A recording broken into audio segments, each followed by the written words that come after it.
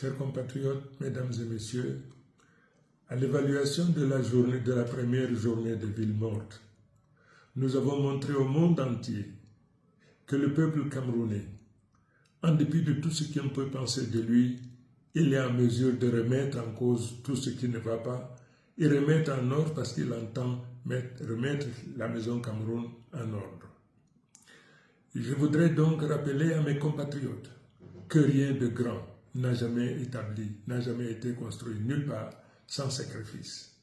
Je voudrais rappeler aux uns et aux autres que pèse sur notre conscience, individuellement comme collectivement, nous avons près d'une centaine de nos enfants qui sont tombés.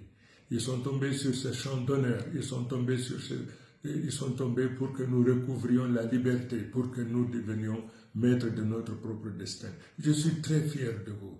Vous avez jeté votre dévolu sur moi pour que je sois votre président. Je suis fier d'être le président d'un peuple qui est capable de se tenir debout, vent debout, droit dans ses bottes, pour relever tous les défis.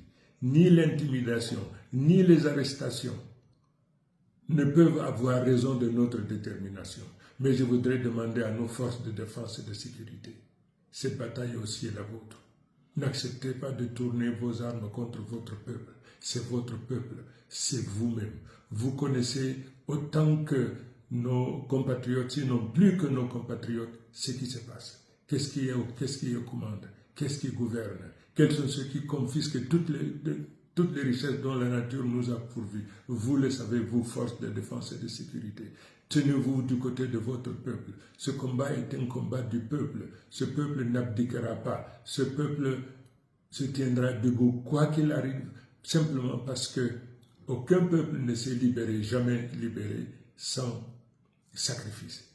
Je suis persuadé que le compte à rebours de ceux qui sont aujourd'hui encore aux affaires est déclenché par notre persistance, par notre esprit de sacrifice. Nous y arriverons. Je voudrais également faire un clin d'œil à nos parlementaires, ceux-là qui ont refusé de cautionner l'imposture, le mensonge.